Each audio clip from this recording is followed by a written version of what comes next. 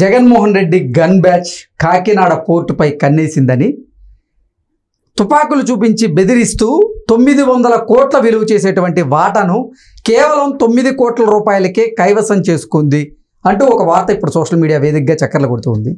ఏంటి సార్ అసలు కాకినాడ పోర్టు మీద జగన్మోహన్ రెడ్డి టీం కన్నేయడం ఏంటి, 900 విలువ చేసేటువంటి వాటాని 9 కోట్లకే లాక్కోవడం ఏంటి అంటే ఏం చెప్తారు? ఇప్పుడు సీ పోర్ట్లు అనేవి ఇప్పుడు తాజాగా బాగా అభివృద్ధి చేయాలనేటువంటి ఉద్దేశంతో కేంద్ర ప్రభుత్వం చాలా వేగంగా అనుమతులు ఇవ్వటం, సీ పోర్ట్లను డెవలప్ చేయటం ఇవన్నీ కూడా జరుగుతూ ఉన్నాయి.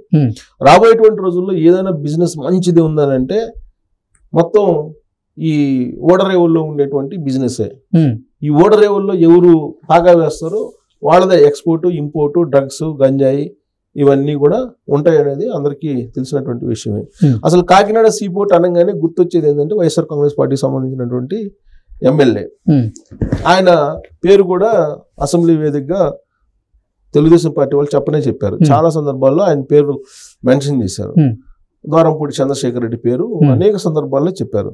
అసలు కాకినాడ సీ పోర్ట్ అనగానే ఆయన బియ్యం ఎక్స్పోర్ట్ చేస్తుంటాడు, ఇంపోర్ట్లోనేమో వేరే వస్తూ ఉంటాయి అని చెప్పి తెలుగుదేశం పార్టీ వాళ్ళు చేసినటువంటి ఆరోపణ.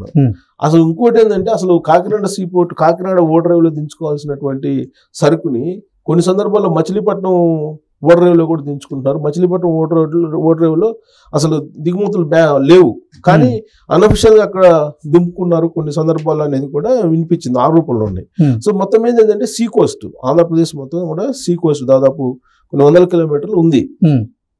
అక్కడ నీకు దుగిరాజపట్నం ఓడరేవు కానీ, తర్వాత నెల్లూరు దగ్గర ఓడరేవు ఆల్రెడీ ఉంది అది కానీ, ఇవన్నీ కూడా ఓడరేవుల మీద కన్నేశారు. ఇప్పుడు రాజకీయ నాయకులు ఎప్పుడు కూడా ప్రభుత్వంలో అధికారంలో ఎవరుంటే వాళ్ళు ఏంటంటే ఈ ప్రాజెక్టుల మీద ఎక్కువగా కన్నేస్తుంటారు. పైగా ఆదాని మొత్తం భారతదేశంలో ఉండేటువంటి సీ కోస్ట్ సంబంధించి మొత్తం ఓడరేవులు ఆయన ఆధీనంలోకి వెళ్ళిపోతున్నాయి అనేది ఒకటి తరచూ వినిపిస్తున్నటువంటి ఆరోపణ. దానికి బలం చేకూరేలా విశాఖ ఓడరేవు దగ్గర కొన్ని తీసుకున్నారు, కొన్ని వాటాలు తీసుకున్నారు, కొన్ని ప్రాంతాలని ఆయన కైవసం చేసుకున్నాడు అనేది ఆ మధ్యకాలంలో కమ్యూనిస్టులు కూడా ధర్నాలు చేసి చాలా హడావుడి కూడా చేశారు.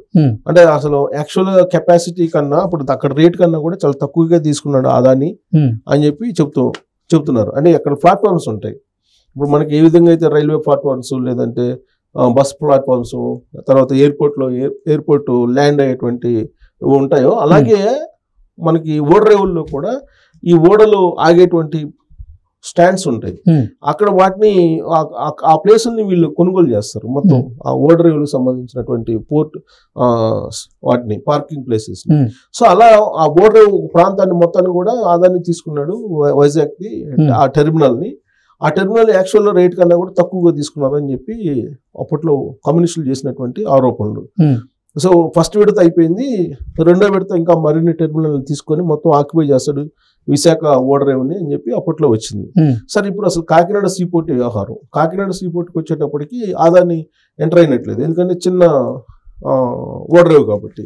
సో ఇక్కడ విషయం ఏంటంటే వైఎస్ఆర్ కాంగ్రెస్ పార్టీకి సంబంధించినటువంటి వాళ్ళు కొంతమంది తుపాకులు చూపించి అక్కడ ఉండేటువంటి వాటాదారులకి తుపాకులు చూపించి సుమారుగా 950 కోట్ల పైగా వాల్యూ ఉన్నటువంటి దాన్ని 9 కోట్లకి తీసేసుకున్నారు అనేది ఇప్పుడు హల్చల్ చేస్తున్నటువంటి న్యూస్. ఏంటి దాని వివరాలు, అసలు కాకినాడ సీ పోర్ట్లో ఏం జరిగింది అనేది కనుక తీసుకుంటే ప్రముఖ పత్రికలు కూడా వచ్చింది వాళ్ళ న్యూస్. దాని ప్రకారం వాటి ప్రకారం చూసుకుంటే కనుక లాభాల్లో కొన్ని కంపెనీలు ఉంటాయి, వాటాలు.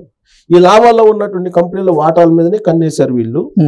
యాక్చువల్గా జగన్మోహన్ రెడ్డి వ్యాపార ప్రస్థానం కూడా అదే కదా. ఇప్పుడు క్విట్ ప్రోకో నడిచింది అనేది ఆరోపణలు కూడా అదే కదా. ఆయన మీద ఈడీ కేసులు, సిబిఐ కేసులు కూడా అవే. ఒక కంపెనీ పెట్టడం, ఆ కంపెనీకి సంబంధించినటువంటి ముఖ విలువ, ఆ ముఖ విలువను నిర్ధారించడం, దాన్ని 10 రూపాయలు దాన్ని 40 రూపాయలకు కొనుగోలు, ఇవన్నీ స్టాక్ మార్కెట్ వ్యవహారాలు, కంపెనీలకు సంబంధించిన వ్యవహారాలు. లాభాల్లో ఉన్నటువంటి కంపెనీల్లో వాటాలు తీసుకోవడం తక్కువ రేటుకి, ఇవన్నీ కూడా జరిగాయి. సో ఎగ్జాంపుల్ చెప్పాలంటే మనకు హైదరాబాద్ బేస్డ్ ఉన్నటువంటి ప్రముఖ ఛానల్ తీసుకుంటే కనుక ఆ ఛానల్లో ఉండేటువంటి వాటాదారుని బయటకు పంపించేసి ఆక్యుపై చేశారు. సరే ప్రత్యేకంగా దాని గురించి చెప్పవలసిన లేదు. సేమ్ అలాంటి సినారియోనే ఇప్పుడు కాకినాడ సీ పోర్ట్లో కూడా జరిగింది.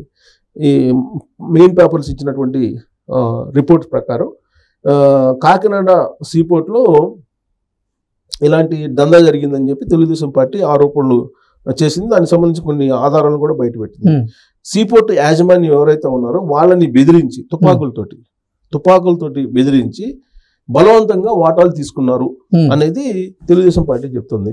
ఏంటంటే లాభాల్లో ఉన్న పోర్టులో వాటాను కొట్టేశారని చెప్పి ఎవరు ఆరోపించారు? వెంకటరమణారెడ్డి, నెల్లూరు వెంకటరమణారెడ్డి. వైఎస్ఆర్ కాంగ్రెస్ పార్టీ వాళ్ళు అంటే వీళ్ళు సోషల్ మీడియా వాళ్ళు నల్లబాలు అని పిలుచుకుంటుంటారు వెంకటరమణారెడ్డిని, నిక్నేమ్ పెట్టారు వాళ్ళు. వెంకటరమణారెడ్డి ఆధారాలతో సహా ప్రెస్ మీట్ పెట్టి చెప్పారట. దాన్ని రిపోర్ట్ చేశారు వీళ్ళు. సో పోర్టు యాజమాన్యాన్ని బెదరగొట్టడానికి 965 కోట్లు అంటే ఎగ్జాక్ట్ గా 965 కోట్ల పన్ను బకాయిలు ఉన్నట్టు రికార్డు సృష్టించారు. ఆ సీపోర్ట్ యాజమాన్యం ఏదైతే ఉందో కాకినాడ సీపోర్ట్ యాజమాన్యం 965 కోట్ల రూపాయల పన్ను బకాయిలు ఉన్నట్టు ఒక రికార్డు క్రియేట్ చేసి ఆ 965 కోట్లు కట్టమని చెప్పి డిమాండ్ చేశారంట. ఒకవేళ మీరు కనుక వాటా కనుక ఇవ్వకపోతే ఇప్పుడు మీరు పన్ను కట్టాల్సి వస్తుందని చెప్పి చెప్పారంట. తమకు వాటా రాగానే ఆ పన్ను దాన్ని సరే వాళ్ళు బెదిరిపోయి వాటా ఇచ్చేశారు. వాటా ఇవ్వగానే అప్పటి వరకు క్రియేట్ అయినటువంటి 960 కోట్లు పన్ను కట్టాల్సినటువంటి ఫైలు దాన్ని 9 కోట్లు తగ్గించారంట ఆ పన్నుని. అది మిగతా మరి 900 కోట్ల రూపాయలు ఏమైపోయినాయి? 950 కోట్ల రూపాయలు సుమారుగా, అంటే 950 కోట్ల రూపాయలు తగ్గించేశారు. వాటానేమో తీసేసుకున్నారు తుపాకులతో బెదిరించి. వాళ్ళు వాటా ఇవ్వనప్పుడేమో 965 కోట్ల రూపాయలు పన్ను బకాయిలు ఉన్నాయని చెప్పి ఫైల్ ఉంది. వాటా వాళ్ళు ఇచ్చేశారు తుపాకులతో బెదిరించి, 4 రకాలు బెదిరించిన తర్వాత వాటా రాయించేసుకున్నారు. రాయించుకున్న తర్వాత ఆ పన్నుని 9 కోట్లుగా కుదించేశారు. అంటే 950 కోట్లు మిగిల్చుకున్నారుగా. ఈ లెక్క ప్రకారం 9 ఆఫ్ కాదు 950 ఆంఫట్. అవును. సో ఇది తగ్గించేసి వాళ్ళు సీపోర్ట్ ని వాటాను హ్యాండ్ ఓవర్ చేసుకున్నారు.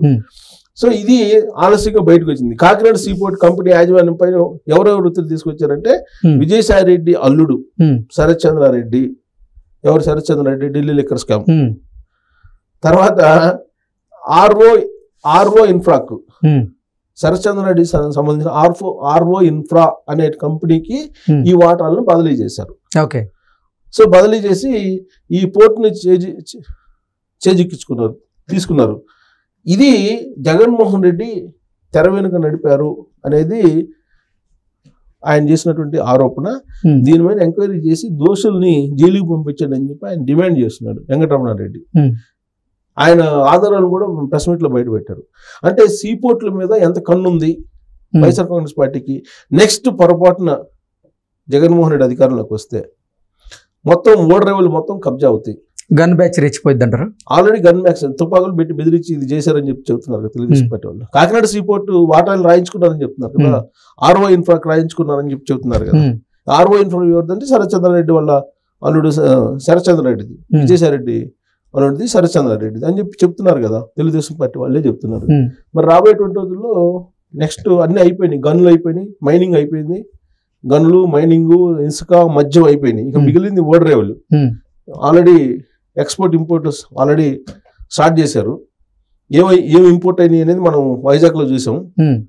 సో ఇక ఓడరేవులు మొత్తం కైవసం చేసుకుంటే ఇప్పుడు బస్ స్టాండ్ లో కనుక బస్ స్టాండ్ లో వేలం పాడుకొని స్టాల్స్ మొత్తం తీసేసుకుంటుంటారు కదా.